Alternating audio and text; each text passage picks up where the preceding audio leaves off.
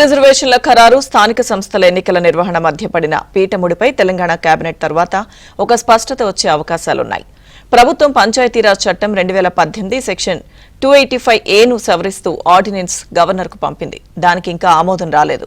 మరోవైపు విద్యా ఉద్యోగాలు స్థానిక సంస్థల్లో బీసీలకు 42% పెంచేందుకు అసెంబ్లీలో ఆమోదించి 2 బిల్లులను పార్లమెంట్ ఉభయ సభల్లో ఆమోదించడంతో పాటు వాటిని రాజ్యాంగంలోని షెడ్యూల్ 9లో చేర్చాలని కోరుతూ కేంద్రానికి పంపింది. ఇది ఇప్పట్లో తేలే అవకాశాలు లేవు. ఇదే సమయంలో రిజర్వేషన్ల ఖరారుపై హైకోర్టు సూచించిన గడువు శుక్రవారంతో పూర్తయింది.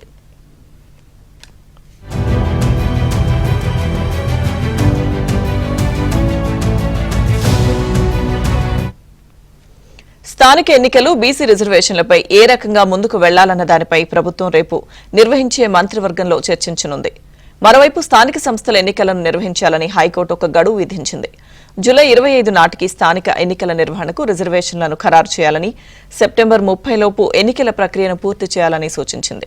అయితే జూలై 25 నాటికి రిజర్వేషన్లు ఖరారు కాలేదు. ఇదే అంశంపై కోర్టులో గతంలో పిటిషన్ వేసిన వారు మరోసారి కోర్టుకు వెళ్లి హైకోర్టు ఇచ్చిన ఆదేశాలు అమలు కాలేదని తెలిపే అవకాశం ఉంది. అదే జరిగితే కోర్టు కూడా దాని మీద ఈసారి ఖచ్చితమైన ఆదేశాలు ఇచ్చే అవకాశాలున్నాయి.